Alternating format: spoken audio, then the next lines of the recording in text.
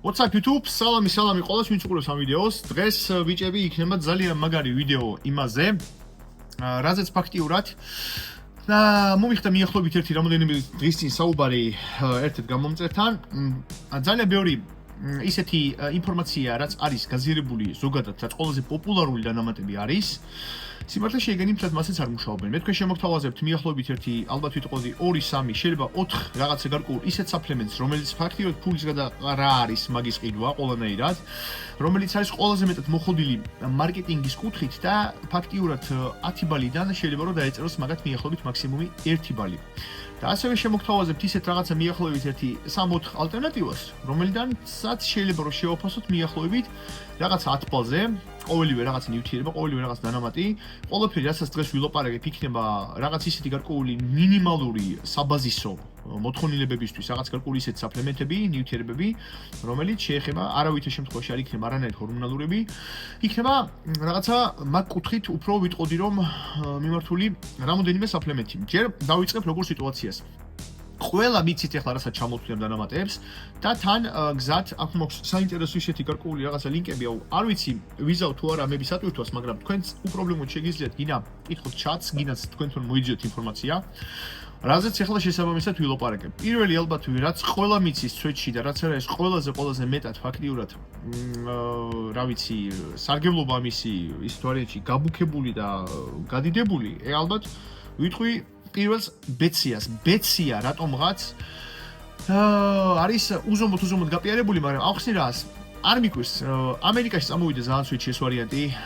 ახსნი როგორ ვარიანტს, რაღაც კომპანია გაჩითავს რაღაცა ნედლეულს ჩინეთში მიახლოებით რამდენიმე მილიონი დოლარის. მიხვდებიან რომ თქვათ რაღაც გაკეთება შეუძლიათ, მე შესაბამისად შეუძლიათ და ფინანსები აქვთ რომ ყოველთვის რომ ხდებოდეთ ყველა გარკვეულ რაღაცა პროდუქტს რომ მაგრად გაიყიდოს, უნდა მოხდეს მაგარი მარკეტინგი. ან თქვენ რო ხდებოდეთ მაგალითად შესაძლებელია რაღაცა თქვათ კოლოფი ბეციას ტრეულობენ თქვათ მაგალითად ჯდება მიახლოებით 1 ბანკა ბეცია მიახლოებით 1-2 დოლარი და შესაბამისად 2 დოლარი რო ჯდება მიახლოებით 6 და 8 დოლარი შეიძლება რომ ჯდებოდეს მაგის რეკლამის ვარიანტი. ანუ ხალხი ვის გაარეკლამებენ, შესაძლებელია დაჟე რაღაცა შეკვეთითი რაღაცა თქვათ კვლევასთან გააკეთონ ლაითი, რომელიც იქნება რავი მიახლოებით 15-20 კაცზე, რომ შესაბამისად მე მოვიზიდონ ხალხი რაღაცა გარკვეული ვითომ პრუფები ქონდეთ, რომ შესაბამისად რამე ნორმალურად გაყიდონ. ახსნი როგორ სიტუაციას, ეგ არის 3 ამინომჟავა, რომელსაც აქვს რამოდენიმე, უფრო ვიტყოდი, უფრო მინუსები აქვს ბევრი რა, რაღაც კუთხით. და რა მიმართულებითაც უფრო არის გაპიარებული, ახსნი ბიჭები რატო აქვს მინუსები ამას. თუ მივასაუბარი რაღაცა გარკვეულ ანაბოლიზმზე და რაღაც გარკვეულ აღდგენაზე, მე ალბათ ერთ-ერთი ადამიანი ვარ, ვისაც საქართველოში პროსტო კოსმოსური ექსპერიმენტები მაქვს გაკეთებული ერთი ალბათ 10-12 წლის წინ ბეციაზე. ბეციას ვსვავდი ხოლმე დღეში 50-70 გრამს. თქვენ რო ხდებოდეთ ყოველ რიგში ყველაზე მთავარი და ყველაზე მნიშვნელოვანი იქნება პირველი მაღალი ჰორმონალური ფონი. არა მაქვს საუბარი მარტო ტესტოსტერონზე, დისჰორმონზე, IGF-ზე, ინსულინზე. უზომოდ ბევრი აიგნორირებს ფარისეული ჯირკვლის ჯანმრთელობას, იმიტომ რომ გინდა ცილის სინთეზი, გინდა რაღაცა გარკვეული მეტაბოლიზმი და ენერგიული ფონი მოდის იმენა TSH-დან, როგორი გვაქვს ჩვენ შესაბამისად T4 და როგორი კონვენცია გვაქვს ჩვენ თავისუფალ T3-ში. აი ეს არის ძალიან მნიშვნელოვანი. ეგ არის. მეორე, თუ მივასაუბარი რაღაცა აღდგენაზე და ნორმალური თქვა გარკვეულ რაღაცა განწყობაზე, ენერგიულობაზე და ასე შემდეგ, ძალიან დიდი მნიშვნელობა აქვს თირკმელს და ჯირკვლებს. ეგ მეორე ნიუანსი. ყველა მაგას აიგნორირებს. რადგან ახლა მე ამ თემას ვლაპარაკობ, შეიძლება ბევრს მიაჩნდეს ძალიან ერთულად და რაღაცა. და ვილაპარაკებ ცოტა უფრო ადვილ ვარიანტში. ანუ პირველი არის ჰორმონალური ფონი, მეორე ცილები და რაღაც ვარიანტი პერფორმანსზე ვერ იგრძნობა. ყოველთვის ჩვენთვის ენერგიის წყალო და ეს ვარიანტი შეიძლება ითქვას გლიკოგენი, ძარღვები, რა ვიცი, ტვინის ნორმალური ფუნქციონირება იქნება ნახშირწყალი. ანუ ყოველთვის არის ბაზა არის ნახშირწყალი. მიახლოებით თუ ინტენსიურად ვარჯიშობთ 1.5-2 გრამი, ეგ არის პროსტა უბრალოდ ისეთი ბაზა რომ მეტი არ შეიძლება. ცილა ახალ კვლევები რაც იჩითება, დაჟე 1.5-1.6 გრამით კილოგრამზე არის საკმარისი იმისთვის, რომ მოხდეს დადებითი შესაბამისად ცილის სინთეზი და მოხდეს კუნთოვანი მასის ზრდა. ბეცია რატო გააპიარეს? მაინც და მაინც ის ვარიანტში რომ მაგისაგან მოიწამონ და რამე მოგივიდეს, არა. მეორე ნიუანსი ფაქტობრივად ფსიქოლოგიას და ფსიქოსემატიკას შეუძლია უზომოდ ბევრი, უზომოდ. ანუ აი რეალურად ადამიანს თუ რამე დაარწმუნე, კაროში შეიძლება რომ რავი, აი დაადგეს და 500 კილომეტრი იაროს ფეხით და პოსტ დარწმუნებული იყოს რაღაცაში, რაღაცას აკეთებს სწორად. ამიტომ ფსიქოლოგიური მომენტი, ანუ როგორც თქვი, ნორმალური რეკლამა გააკეთეს, მახსოვს ჯეი კატლერი, მახსოვს ფილ კიტი, მახსოვს დაჟე კოლემანი, რომ აი ბეციას არეკლამებდნენ რა ფაქტიურად და ახსნი იმას, რომ მაგ არის ფაქტობრივად 3 ამინომჟავა და ძირითადი ამინომჟავა, რომელიც ცოტა ოდნავ ბუსტავს mTOR-ს ემტორი რომ ხდებოდეთ ადვილად, ეგ არის გარკვეული რაღაცა ღილაკი, მეტაბოლური რაღაცა სიგნალი არის კუნთოვანი ჰიპერტროფიისთვის. კი, ბაზარიერი მნიშვნელოვანი სიგნალია, კაია, მაგრამ ეგ ხდება ყველაფერი ლეიცინის ხარჯზე. რომ მივიდეს მაგაზე საუბარი, თქვათ, კიდე პლუსი რა აქვს ბეციას და უზომო დიდი მინუსი რა აქვს. ბევრი აპიარებენ, რომ რაც მშიერ კუთხზე მიიღებთ, მით ათვისება მოხდება უკეთესი და მიიღეთ ბეცია მშიერ კუთხზე. ეგ არის პოლნი პიზდეცი. ბეცია მშიერ კუთხზე უზომოდ ეწევა მჟავიანობას და თუ ოდნავ გენეტიკურად ან თქვათ უბრალოდ რაღაცა თქვათ კუჭნაწავის პრობლემები გააქვთ, ან გქონდათ ეროზიები, რა ვიცი, ღმერთმა დაგიფაროთ, გქონდათ წყლული და თქვენ დალევთ ბეციას უზმოს კუჭზე, ეგ იქნება უზომოდ არასასიამოვნო რაღაცის მომტანი, მიახლოებით დაჟე 1 კვირაში, 3 კვირაში უკვე იგრძნობთ რაღაცა გარკვეულ დისკომფორტებს. ამიტომ სულ ლაპარაკობ იმაზე, რომ ფაქტია დაჟე, რა ვიცი, სეროტონინის უზარმაზარი პროცენტულობა წარმოიქმნება კუჭნაწავში, ან კუჭის ჯანმრთელობა, იმუნური სისტემა და 1000 რაღაცა არის დამოკიდებული მასზე. კუჭს უფრთხილებით, მშიერ კუჭზე ნუსვავთ ნურანაირად. ერთადერთი პროცენტ დადებითი მაგას ის აქვს, აი ლეიცინს ფაქტიურად რაც ახდენს სიგნალს ემტორზე ის რომ არის ინსულინოგენური ამინომჟავანო. ფაქტიურად მაგის მიღების ჩვენ დროს პატარა პიკი ხდება ინსულინის. მატების პროცესში ფაქტიურად ვიტყოდი რომ ძალიან დიდი პლუსი არის, ან ყოველივე თქვა ჭამის დროს ჭამის შემდეგ მე მაგალითად ჩემ კლიენტებს ვისაც თქვა კალორიულობა მით უმეტეს მაღალი აქვს მონელების კუთხითაც რომ საჭმელი ბევრი მოინელო და პახვდო რაღაცა თქვა პიკი მოხდეს ინსულინის ნორმალური მაშინ ბაზარი არ არის მიახლოებით 1 8 გრამი 12 გრამი ყოველ ჭამაზე თუ ფინანსები ბევრი არის შეიძლება რომ გამოიყენოთ დანარჩენი რაღაცა თქვა კატასტროფულ საკეთებს და კუნთებს აღადგენს და არის მაგარი ანაბოლიკი და ასე შემდეგ ეგ არის მაგარი ზღაპრები იყიდეთ ერთი ბანკა ორი ბანკა თუ გინდა სადეთ დალიეთ და თქვენ მიხვდებით ყველაფერს რომ ეგ არის ალბათ ყველაზე პირველი ნაიობი 2026 წელი არის ახლა რაზეც ახლა მე ვლაპარაკობ მეორე ნიუანსი რაც ალბათ ყველა მიცის ტესტოსტერონი თუ ვინმეს გაუგია ეგრევე ტრიბულუსი და გაუგია ეგრევე ცინკი ახსნე როგორ სიტუაციას ტრიბულუსი იყო ძალიან ბევრი კვლევა და ტრიბულუსი ტესტოსტერონს არ ეწევა ახსნე როგორ სიტუაციას თუ მივა საუბარი უფრო ტესტოსტერონზე უმეტესობა სტერეოტიპულად ესმის რომ თუ გაქვს კაი ლიბიდო დილაობით გაქვს ნორმალური ერექცია და გინდა შესაბამისად თქო რაღაცა ვარიანტში, რა ვიცი, სექსუალური მოთხოვნილება გააქვს, ესე იგი იმას ნიშნავს, რომ ტესტოსტერონი გაქვს წყობაში. ვაფშე რა ის ეგ მასე. და აგიხსენს როგორ სიტუაციას. ნებისმიერი სექსუალური რაღაც ახსნებულობა მოდის ნერვული სისტემიდან. თუ მინახია უამრავი კლიენტურა ხალხი მყოლია, უამრავი, ვისაც აი ანალიზებს თქო აბარებენ, მოდიან დაბალი აქვს ტესტოსტერონი, მაგრამ რო ვიკითხები ყველაზე მთავარს ლიბიდოს და ერექციას აქვს ნორმალურად. იმიტომ რომ არიან მექალთანები სულ დიჟენიაში არიან, სულ არიან რაღაცა პონტებში და ნერვული სისტემის ხარჯზე შესაბამისად არანაირი პრობლემა მაგისი არ აქვს. ტრიბულუსი არის მეორე შესაბამისად მაგ კუთხით რაღაცა გარკვეული სტერეოტიპული პონტი რომ ლიბიდოს და შესაძლებელი რომ ძალიან ცოტა რაოდენობით თავისუფალ ტესტს ეწევა და უფრო ლიბიდოს ბუსტავს. და ლიბიდოს აქვს უკანა ვარიანტი. ჭარბი სექსუალური აქტიურობა პერფორმანსს აქვეითებს. იმიტომ რომ ხდებოდეთ შესაბამისად რაღაცა გარკვეული სექსუალური აქტი, მაგით შესაბამისად გამრავლების მექანიზმი როგორც იყო თქვა ჩადებული ჩვენში, მაგით შეიძლება დაიბადოს ახალი ადამიანი. თქვენ უზარმაზარ რესურსს, თქვენ საუკეთესო რაღაც გარკვეულ მინერალებს, მიკროელემენტებს, რაღაცა გარკვეულ ნიუტრიენტებს, რაღაცა ჰორმონებს თქვენ ან თავისუფლებთ მაგით და ეგ ორგანიზმისთვის თუ ჭარბ რაოდენობაში არის, პერფორმანსს, სპორტულს, აი აღდგენას და რაღაცას დაგაკლებთ. ამიტომ აი ზოგადად თუ თქვა შეიძლება გააქვთ, ჯობია ხოლმე მე ცოტა თქვა შეიკავოთ თავი რამოდენიმე დღით მაინც ადრე. საინტერესო კვლევა იყო შესაბამისად მაგაზე კიდე რაღაც აერობულ ვარიანტზე რომ სექსი არანაირ უღრყოფითად არ მოქმედებდა, მაგრამ ზოგადად პრაქტიკულს ვიტყოდი ვარიანტს რომ როცა მიდის საუბარი უფრო ძალისმიერ სპორტზე, როცა თავი შეკავებული იქ უფრო უკეთესია თითქოს უფრო შტანგა კარგად იწევა. ამიტომ ორი ისა აქვს, ანუ ლიბიდოს პონჩი თუ გინდათ ბაზარი არის შეიძლება დანარჩენი რაღაც ვარიანტში პერფორმანსის კუთხით დარბაში ვაფშე არანაირი ბენეფიტები არ აქვს. მეორე ნიუანსი, ეს ცინკი. ცინკზე თუ მივა საუბარი, ცინკი ზოგადად თითონ სპერმის რაღაც გარკვეული პროცენტულობა სპერმაში თვითონ ცინკი არის, მაგრამ ეგ არის ძალიან დაბალი რაოდენობა, მიახლოებით 1-2-3 მილიგრამი. ცინკმა რომ რეალურად მოახდინოს დადებითი რაღაცა ვთქვათ თვისებები ტესტოსტერონზე და რეალურად რაღაცა ვთქვათ ტესტოსტერონზე აწიოს გინოს ვთქვათ 5 უჯრედით უხეშად ეგ ხდება უფრო მაშინ, როცა ადამიანს აქვს ჭარბი მაგის დეფიციტი, ანუ დეფიციტი თუ არის და დეფიციტი ფაქტიურად არ აქვს. აი მიახლოებით 90% ვინც ნორმალურად სუფასოდ იკვებება, ვისაც თქვა, რა ვიცი, თქვა, არის დაკავებული სპორტით და ცილებს ნორმალურად იღებს ხორცს ჭამს, მაგას ცინკის ნაკლებობა უფრო არ აქვს. ამიტომ ეგეც ისეთი პუნქტი არის, უზომოდ გაპიარებული ისეთი მინერალია, რომელსაც რეალური პირდაპირი კავშირი მარტო მაშინ აქვს, როცა არის მაგარი დეფიციტი. დეფიციტი ადამიანს შეიძლება მაგის ჰქონდეს, როცა ადამიანი თქვა, ან შიმშილობს, ან არანორმალურ რაღაცა სტრესში იყო. ასადმე რავი, короче, აი უზომოთ ისეთი პონტი არის, აი ტყუილი ვარიანტი რა. და კიდე ცინკს ფაქტიოდ კიდე ის აქვს თუნდაც ცინკი ზოგადად კონკურირებს რკინასთან და თქვენ ხვდებით რომ შესაბამისად დაბალი რაც არის რკინა, დაბალია ჰემოგლობინი, დაბალია ერიტროციტები და შესაბამისად რაღაცა გამძლეობაზე საუბარი, როცა თქვა რკინა ორგანიზმში არის დაბალი, მან ვაფშე საუბარია ზედმეტი რა. ეხა ყველაზე ტკბილი დამცხვარი, ესე იგი, თევზის კონი. ძალიან ბევრი მოხს ამას ნაბაზრი. თევზის კონი ალბათ იმსახურებს თუ მოთხოვნა წამოვა. მე შესაბამისად როდისმე ცალკე სხვა რაღაცა ვიდეოს. ახსნი როგორ სიტუაციის. მე თევზის კონის მოყვარული არა ვარ. არა ვარ რამოდენიმე ფაქტორი. თქვენ რო ხდებოდეთ, თევზის კონი, რაც კი ზოგადად საქართველოში მე მინახია, რო შევდივარ საკვები დანამატების მაღაზიაში, სამი გარკვეული დიდი მინუსი აქვს. პირველი ნახეთ ის, ეგ არის თევზის ცხიმი. ეგ უნდა ინახებოდეს უეჭველი მაცივარში. ამიტომ რა ვიცი, გინდა შეგიძლიათ ბიჭებო რჩევათ მიიღოთ თქვა კომპანიებმა, ვისაც თქვა თევზის კონი ჩამოგაქვთ, თუ ჩამოგაქვთ თევზის კონი პატარა ღია მაცივარები იქონიათ და მან შეალაგეთ ხოლმე ეგ თქვა. ფუჩდება ძალიან ადვილად ოქსიდირდება, ძალიან ადვილად ეს ვარიანტი შეიძლება ითქვას, რომ ერასაც თუ ეყროლდება და კიდე ნიუანსი რა აქვს. შუქი, თუ ან გამჭვირვალე ბანკაში არის, ან თქვა აი საფარობელი მოეხსნა, ან თქვა დიდი ხარ იყო ტრანსპორტირების მომენტში უფრო ზაფხულშია რა. მიახლოებით 95% იქნება ოქსიდირებული. აიღეთ თქვა ელემენტარულად ხოლმე თევზის კონი მაგალითად, როცა დაითრევთ იყიდით დაკმინეთ 2-3 ცალი დაკმინჩეთ, ჩაყლაპეთ, თუ მოგცეთ იჟოგა, ან თქვა რაღაც არასასიამოვნო ისა, ეს იგი არის ოქსიდირებული, ეგ არის უფრო იმუნოსუპრესანტი, უფრო არის ცუდი.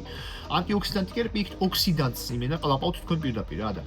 პირდაპირი კავშირი, სადაც თევზის კონი ცალკე სოლო ეწეოდა ქოლესტერინის დაბლა, მე ჯერჯერობით რაღაც ნორმალური კვლევები არ მინახია ცვეთში. ყველგან სადაც თევზის კონი რაღაც ვარიანტში ახდენდა ვითომ დადების ლიპიდურ პროფილზე, ყველგან იქ ნახსენები უფრო მეტწილად არის ხოლმე სტატინები და გამარჯობა თუ სტატინები არის რა შუაში თევზის კონი. თუ ვიღებთ რაღაც ვარიანტში რომელიმე ნივთიერებას, რომელიც ვთქვათ კონკრეტულად მოქმედებს რაღაცაზე, ჩვენში უნდა იყოს მხოლოდ ეგერთი ნივთიერება. მე იმიტომ მიჭის რაღაცის თქვათ რაღაცაზე თქვა, იმიტომ რომ ყოველთვის მოქვს ხოლმე კომბინაციები. მაგრამ მიახლოებით 5 წლის წინ ჩავატარე ესეთი ექსპერიმენტი, ამოვიღე ყველანაირი გარკვეული ისეთი რაღაცა ნივთიერება, რომელიც შესაძლებელია რომ მოქმედებდეს დადებითად ლიპიდურ პროფილზე. ჩავაბარე, წავედი სრული სპექტრი ლიპიდური პროფილის, ესე იგი. ტრიგლიცერიდები, ქოლესტერინის საერთო ათეროგენის ინდექსი, ლიპოპროტეინები დაბალი, მაღალი და ძალიან დაბალი სიმკვრივის და შესაბამისად მივიღე როგორი სურათი. გარკვეული სურათი მივიღე, ვიყავი მარტო რაღაც რაოდენობა SC, როგორც ვახობ ყველაფერი კლასიკურად. ჭამა მაქვს სულ ვაფშე ერთი და იგივე. სცენარიული ცხიმები ფაქტობრივად ვაფშე არა მაქვს და შესაბამისად მაგის შემდეგ გადავაბარე იგივე ვარიანტში ანალიზები და შესაბამისად მივიღე გარკვეული სურათი. დოზას ვიღებდი იმისას, რაც არის რეკომენდირებული, რაც არის EPA და DHEA, რაც არის თევზის კონში, რაც არის სასარგებლო. ვიღებდი რაღაცა გარკვეულად რაოდენობაზე. ზუსტად აღარ მახსოვს, მე მგონი გრამნახევარს, ეგ ორი ნივთიერება, რაც იყო საკმარისი. ვაფშე არანაირი ცვლილება საერთოდ ვაფშე არ მქონა დადებითი კუთხით. მე ვიფიქრე, რომ მეთქი ალბათ დოზირება არის თუ პატარა. დავიწყე შესაბამისად მე ცოტა მეტი დოზირებას, ანუ მომიდა უფრო სხვანაირი ექსპერიმენტი უფრო. ჩავაბარე მიახლოებით სამკვირვაში უფრო მეტი დოზირებით, ვაფშე არანაირი დადებითი არ ქონდა. როცა ამასობაში თევზის კონი გამოწერილი მქონა ამერიკული საიტიდან, სვეტში ხარისხიან და ასე შემდეგ. მე იგივე გაიმეორეს რამოდენიმე ჩემმა კლიენტურმა და მივხვდით, რომ ყველაზე ალბათ ისეთი გადაყრილი ფული სვეტში არის თევზის კონი. თან თევზის კონს რო უწერენ. ბლეაც, რო უწერენ ტვინი რა ალბათ ყველაფერს უწენე ვაფშე რა ტვინის ფუნქციონირება თვალი კანი ღვიძლი თირკმელა გული კუჭი ვაფშე ყველაფერი სიმართლეში ეგ არის მაგარი სტერეოტიპი და ახსნი რას ეგ უბრალოდ არის ძალიან იული რესურსი სამყაროში თევზი ბევრია მით უმეტეს ფაქტიურად ისეთი რესურსია რომ ფუჭდება ოქსიდირდება ნადგურდება ბევრი იყრება და უბრალოდ მარკეტინგმა აიღეს შესაბამისად ეგ რატო უნდა გაფუჭდეს ის რესურსი, რაც თქვა არის, რაც შეიძლება ფული გაკეთდეს თქვა რაღაც ვარიანტში და წავიდა მაგ კუთხით უფრო რეკლამის ვარიანტი და შესაბამისად წავიდა მაგაზე ის ვარიანტში პიარი რო არის ძალიან მაგარი სასარგებლო და ასე შემდეგ და თქვენ თვითონ შეგიძლიათ რომ დატესტოთ და ყველაზე მთავარი კიდე ის არის ვისაც თევზის კონი გევასებათ ბაზარიერი ბიჭები მიიღეთ მაგრამ ის წესები მაინც დაიცავით შეინახეთ უეჭველი მაცივარში პირველი ნიუანსი მეორე არ უნდა იყოს ოქსიდირებული კაი იქნება თუ იქნება თქვა მინის ჭიქაში კილაში იქნება უეჭველი მუქ იმაში სადაც თქვა მეტნაკლებად შევა რაღაც გარკვეულად შუქი და ასე შემდეგ და როგორც თქვი დაკმინჩეთ ბევრი აიგეთ 3-4 ცალი დაკმინჩეთ გადაყვაპეთ და ცვეთში გეონებით რომ 90% მოგცემთ რაღაცა არასასიამოვნო იჟოგას და ასე შემდეგ რა და მაგიტო შესაბამისად მე თევზის კონს ვაგდებ ამ რაღაცა გარკვეულ ტოპში უარყოფით ვარიანტში. ეხლა ვიტყვით ჩემ ტოპს ძალიან მოკლედ ვეცდები რომ ჩავეტიო 5-6 წუთში და ახსნი როგორ ნიუანსი რადგან ვახსენე ფაქტიურად შესაბამისად ჰორმონალური ფონი და აღნიშნე ამ ვიდეოში მეტაბოლური სიგნალები წავალ რამოდენიმე კუთხით და წავალ ცოტა საინტერესო ვარიანტში. თუ მივასაუბარი ტესტოსტერონზე დავიმახსოვროთ პირველი ნომერი 1 ყოველთვის იქნება სერმსები, სელექტიური მოდულატორები, ესტროგენული რეცეპტორების ისეთ ნივთიერებები, რომელიც ცოტა გიპოფიზის გამო აგვიძებენ. არ არის გაუცილებელი რომ კლომიდ ზოგი უბერავს ეგრევე 50 მგ-ს ყოველდღე. არ არის ის საჭირო. შესაძლებელია და კლომიდ 25 მგ იყოს კვირაში 3-4-ში. რომ ოპტიმალური დოზირება დავიჭიროთ ანალიზებში LH-ის, რომ შესაბამისად გიპოფიზმა ნორმალური სიგნალი მისცეს, ადეკვატური სიგნალი მისცეს კაკლებს, რომ იმუშავე. იმიტომ რომ შესაბამისად შესაძლებელია რომ მოხდეს რეცეპტორების დაჟე გადაწყვეტ თუ ჭარბ რაოდენობას ვიღებთ. ამიტომ მაგას უიჭველი ვაკონტროლებთ ანალიზებით. ანუ ესეთ ვარიანტში პირდაპირ წლების განმავლობაში ყლაპოა სერმსების კატეგორიად არ შეიძლება. ეგ არის ესე იგი შესაბამისად პირველი ნიუანსი. ანუ სვეტში ტესტოზე თუ მივა საუბარი, ტესტო რო ავწიოთ, უიჭველი სერმსი. ყველაზე ხელი მისაწვდომი რაც გვაქვს კლომიდია. კლომი ცოტა ის აქვს, ცოტა აი ის რო აქვს ბინძური შესაბამისად მეტაბოლიტი რო ურევიაში, ეგ ცოტა უბრალოდ ლიბიდოს, ანუ ლიბიდოზე ცოტა ის ვარიანტი ხომ არის ხომ რაღაც ვარიანტში იწერებიან ხალხი რომ აი ცოტა რაღაცა ნიტუა რა და ამიტომ შეგვიძლია უფრო სუფთა იზომერი თავიღოთ შესაბამისად უფრო სუფთა მოლეკულა ავიღოთ N-კლომიდი. N-კლომიდი დავლიოთ გინდა 12.5 მგ თქვა კვირაში 3-4 ჯერ, გინდა 25 მგ თქვა კვირაში 2-3 ჯერ. თავისუფლად შეიძლება რომ ეგ ვარიანტი ტესტოსთვის გამოყენდეს. თუ აშკარად კიდე ნიუანსი კლომიდთან ატყობთ ლიბიდოს ვარიანტში, შეიძლება ციალის სტადალფილი დაამატოთ 1.5 მგ და ეგ სიტუაცია გამოსწორდება. ტესტოსტერონ შევეხე, მოდი ფარისებულ შევეხები უცებ. თქვა რომ იცოდეთ საერთოდ, რაც TSH უფრო მაღალი, ესე იგი უფრო დატვირთვის ქვეშ მუშაობს ფარისებულ ჯირკვალი და ეგ არის კაი. და ყოველთვის საერთოდ ფარისებულს თუ შევეხებით, ეგ არის გარკვეული რაღაცა პროპორცია არის TSH, T3 და T4. მაგაზე სხვა დროს. თუ მივა საუბარი რაღაცა თქვა ერთზე, რაც სვეტში არის მაგარი სასარგებლო, ალბათ ვიტყოდი უფრო სელენიუმს გამოყოფდი რა. სელენიუმი დღეში 100-150-200 მიკროგრამი იქნება იდეალური ვარიანტი ფარისებულის ჯანმრთელობისთვის რა. მეორე ნიუანსი, უნდა ფარისებულს რომ მოხდეს ნორმალური კონვერსია, არის აბეზალუკა საჭირო ნახშირწყლები. ანუ მოგესალმებით ყველას, ვინც უბერავთ ნახშირწყლებს დღეში 100 გრამს. მე ნუ გიკვირთ რომ ჩააბარებთ T3-ს შესაბამისად თქვენ თავისუფალს და იქნება ქვედა ზღვართან. კონვერსია რომ მოხდეს, უნდა იყოს ღვიძლში ნორმალური რაოდენობა გლიკოგენი. ამიტომ კიდე გზად თუ მივა საუბარი ფარისებულის ჯანმრთელობაზე, ხილი არ იქნებოდა ცუდი, ანუ 1-2 ცალი რაღაც გარკვეული ხილი, რადგან ფრუქტოზა ავსებს გლიკოგენს უფრო ღვიძლისას. კონვერსიისთვის იქნება იდეალური ვარიანტი. შევეხეთ ფარისებულს. ეხლა რომ გადავიდეთ თქვა რაღაცა ვარიანტში ზის ჰორმონზე, რადგან ზის ჰორმონზე შესაბამისად მე კონვერსია ხდება IGF-ში და IGF-ი რო ხდებოდეთ ძვლების ჯანმრთელობა დაჟე იყო ერთხელ რაღაცა გარკვეული საინტერესო თმისცვენაზე ვკითხულობდი სტატიას და იქ იყო ნაჩვენები რომ ვისაც დაბალი IGF-ი აქვს, იმათ თმისცვენის უფრო ვარიანტი აქვს. ამიტომ GH და IGF-ის თუ მივა საუბარი, ვისაც თქვა მადის პრობლემა არ აქვს და ვისაც მომატება უნდა იქნება must have სვეტში იბუტამორენი 10-15 მგ გინდაც კვირაში 4-5 ჯერ. ვისაც მადა არ უნდა CGC 12-95 გინდაც თქვათ ეგ და იპამორელინის ნორმალური პონტი არის რა მაგებსაც სვეტში აკვლევები რომ ეგენ GH-ს მაგრად ეწევიან. შეიძლება დაჟე კომბინაცია, შეიძლება დაჟე ცალსაკე. ანუ უკვე შევეხეთ სამი ვარიანტი დავბუსტეთ. შესაბამისად ეხლა თუ მივა საუბარი რაღაც საბაზისო ისეთ მიკროელემენტებზე და ვიტამინებზე საუბარი, რაც ჩვენ გვაძლევს საბაზისო მინიმუმს. D ვიტამინის ფაქტიურად მე არ მინახია საქართველოში ანალიზი, ვისაც თქვა D ვიტამინი აქვს ნორმაში, შეიძლება 10% ხალხს აქვს ნორმაში. ისინი სვავენ D ვიტამინს. D ვიტამინი უეჭველი გვინდა რავი უხეშად 2-დან 5000 ერთეულამდე პლუს მინუს. მაგრამ ის მაინც ანალიზებით. ეგ არის პირველი საბაზისო, მეორე მაგნეზიუმი ძალიან მნიშვნელოვანი არის. საღამოს რა ვიცი, გინდა 300-400 მგ გლიცინატის ფორმა იქნება იდეალური, იმიტომ რომ 300 კოეფერმენტში იღებს, აი 1000 რაღაცეებში იღებს მონაწილეობას მაგნეზიუმი, ამიტომ გვინდა. და იმიტომ გვინდა რომ საჭმეში არ არის ბევრი რა. ვერ მივიღებთ იმ რაოდენობას, რაც ჩვენ გჭირდება, ამიტომ გარედან რომ ჩავყლაპოთ ხოლმე ცუდი არ იქნება წვენში. და შევეხები კიდე როგორ სიტუაციას B-ჯგუფის ვიტამინებს უმეტესობას ცვეთში ნაკლებობა აქვს და B-ჯგუფის ვიტამინებთან აუცილებლად აღნიშნო კიდე რკინას გინაც 15-20-25 მგ უმჯობესია ბისციგლინატის ფორმა, რადგან რკინა თვისდება ძალიან საზიზღრად და შესაძლებელია დაზე ცოტა იყოს დაზე კლასიკური ასკორბინის მჟავა მიახლოებით 150-200 მგ-თან ერთად რომ ათვისება მოხდეს ნორმალური, რადგან რკინა თუ არ არის საკმარისი რაოდენობა ორგანიზმში ნორმალურად ერითროციტები ჰემოგლობინი ვერ იქნება და ეგ შესაბამისად კავშირში არის აღდგენა, გამძლეობა და თუ აი ძალიან გშიტინებთ მისვლიდან მისვლა შორის, შესაძლებელია რომ ფერიტინი გადაამოწმოთ და სისხლის საერთო. შეიძლება ეგ გაქვთ დაბალი. თუ ეხა მევეხები რაღაცა საბაზისო ვარიანტს. მე მაგალითად ყოველთვის ჩემს ნორმალურ ბიჭებს სპორტსმენებს ვის თქვა უბერავენ იმენა თქვა გამძლეობის თემას. მე ყოველთვის ვაძლევ B-ჯგუფის ვიტამინებს იმენა ცალსაკე. თიამინი გვაქვს ცალკე, მეგადოზა, რიბოფლავინი გვაქვს ცალკე, P5P გვაქვს ცალკე, პოლიუმის მჟავა აქტიური 5-MAMTHF-ი გვაქვს იმენა ყოველთვის ცალკე, მეთილკობალამინის ფორმა B12 გვაქვს ყოველთვის ცალკე, შესაძლებელია ნიაცინამინიც გვაქვს ხოლმე. მოკლედ ეგ სფერო მე სხვანაირად უფრო ღრმად ჩემი რაღაც გარკვეული საიდუმლოები მაქვს მანდა რა და ეხლა შევეხები როგორ სიტუაციას რადგან უფრო მე ვარ უფრო ახლო სპორტთან უფრო და კონტენტი უფრო მიმყავს უფრო სპორტული პერფორმანსის და ჰიბრიდული პერფორმანსის რადგან ახსენი ფაქტიურად რაღაცა მეტაბოლური სიგნალი ვახსენე მე წეღან მე ვახსენებ ახლა ორ რაღაცას რომელიც უთყავს ორ მეტაბოლურ სიგნალს ერთ-ერთი შესაბამისად იქნება mTOR და მეორე შესაბამისად იქნება მიოსტატინის ინჰიბიტორი მიოსტატინის ინჰიბიტორი არის ფაქტიურად ნორმალური 2 არის შესაბამისად თუ არ ვცდები პოლისტატინი არის შესაბამისად თუ არ ვცდები AK11 აკეთებს მიოსტატინის ინჰიბირებას თუ არ ვცდები მაგრამ AK11 ცუდი ის აქვს რომ ეგეც ეხება სამწუხაროდ LH და FSH-ს ანუ მაგის შესაბამისად შემდეგ უეჭველი ჭირდება სერმსები რა და ამიტომ თითქოს ეგ ცოტა იწევს მაგრამ ეგეც შეიძლება რომ იყოს თუ ადამიანი იღებს სარმებს ან ტესტოს ხანდახან ყველაზე იდეალური იქნება ეპიკასეტინი იქნება როგორც ბუნებრივი შესაბამისად ისეთი ნივთიერება რომელიც ბუნებრივია არანაირად არ ეხება ჰორმონულ სისტემას მარტო მიოსტატინს ბლოკავს მიოსტატინი როგორც ვახსენე ეგ არის ისეთი გარკვეული პულტი რომელიც კაგბი აძლევს სიგნალს რომ გაჩერდეს კუნთოვანი ქსოვილის გიპერტროფია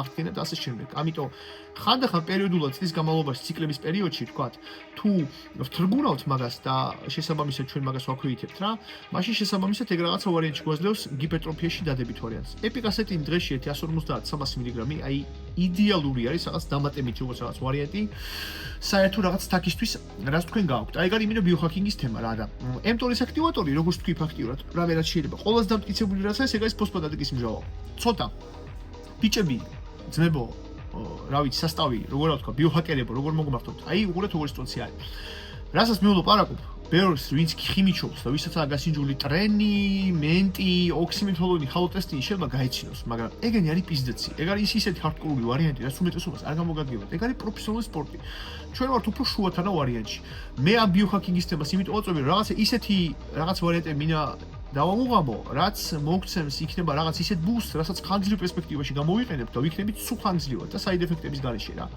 ეგ მინდა რომ გავაკეთო ფაქტიურად. რაც ახლა მე ჩამოვთვალე, რაღაცა ტესტისთვის, უყურეთ. აი უყურეთ როგორი კომბინაცია გვაქვს. რაღაცა ტესტისთვის, რაღაცა ფარისებულისთვის, რაღაცა ვთქვათ GH-ისთვის, მე შესაბამისად IGF-ის ვარიანტი მოხდება. რაღაცა ვთქვათ mTOR-ისთვის, რაღაცა ვთქვათ შესაბამისად მიოსტატინის ინჰიბიტორის ვარიანტში. რაღაცა შეიძლება მივიღოთ AMPK-სთვის მაგალითად გინას ვთქვათ რომელი პეპტაიდი დავამატოთ. AMPK-ს ზრდის პირდაპირ პეპტაიდი აიქარი ქვია სახელი რა. და აი ესეთი ციკომაკო რაღაცა გარკვეული პატარა სიგნალები უკვე ბოლო ჯამში შეიძლება ეს ისეთ ცალსაკი ამებს ვსვათ ისეთ რაღაცას არის ზეო, მაგრამ უკვე აი კომბინაცია უკვე ის ჯაჭვი რა ფაქტობრივად შესაბამისად უკვე ერთი 6 ვიკენდს თანოსისას ვაგროვებთ რა. რაღაცა ტესტი ფარისებული IGF-ი, იქ ეპიკასიტის ვიღებთ, იქ რაღაცა ნორმალურად ვაბალანსებთ თქვათ, რაც იმ საბაზისო მოთხოვნებები გვჭირდება თქვათ, ბეჯგუფია თუ მაგნეზიუმი თუ D-ვიტამინი მაგას შევით.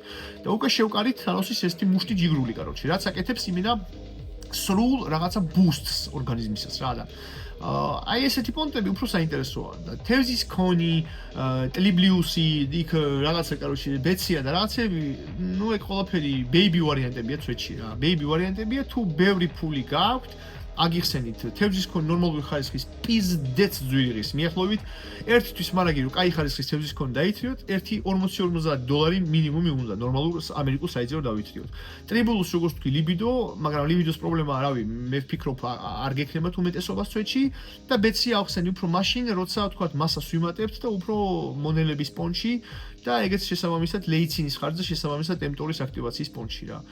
ამიტომ არჩევანი არის თქვენზე ბიჭები, ჩემი არხი ყოველთვის იქნება მხოლოდ ჰარდკორული, აქ რაღაცა ფუსი დვიჟენიები და რაღაც ტყუილი ვარიანტები, მარკეტოლოგიური ხიკები აქ არ იქნება, აქ იქნება იმენა ჰარდკორული ბიოჰაკინგი, true ბიოჰაკინგი და შესაბამისად აი ესეთი ნოტით დავასრულებ ფაქტობრივად ამ ვიდეოს. ყველა ბიჭები იყავით ჯანზე. და დანარჩენი რა ვიცი, თუ რამე ვარიანტში ჩემი კონტენტი საინტერესო ვარიანტში რაღაცა პონჩი მოგწონთ, ერთად თხოვნა რაც მაქვს, ნახვები ვაფშე არ აქვს ვიდეოებს, გააზიარეთ, დააკომენტარეთ, დაალაიქეთ, ერთად ეგ მაქვს თხოვნა. აი, უბრალოდ გიждები, ეხლა ბოლო ხანებში მე თუნდაც მოუმატე მაგრად ლაიქებს, ანუ ბიჭები ვისაც თქვა უყურებ, ვინც ცოტა სოციალურ ქსელებში რაღაცა კონტენტს აქტიურობენ და რაღაცა უნდა გააკეთონ. აი იმენა არ ავტოვებ, მეც ულაიქებ ხოლმე ვცდილობ რა, იმიტომ რომ საჭიროა ეგ და უკვე აღარავ ზარმაცულობ. თქვენგან თხოვნა მარტო ეგ მაქვს, რომ აი საინტერესოს მე მგონი ვცდილობ გაგიზიაროთ. აი გავა 5-7 წელი სხვების დაიწყებენ ამაზე ბაზარს, რა თქვენ უკვე გეცოდინებათ ეს. დამიფასეთ ეს უბრალოდ გადაზიარებით და უბრალოდ ლაიქით ფაქტობრივად. სხვა არაფერს ისეც არ აღთხოვთ რა და ვისაც გინდათ თქვა ჩემთან მუშაობა, იცით როგორ მომზადოთ ონლაინ. ყველა იყავით ჯანზე და ყველას დროებით. Adiós.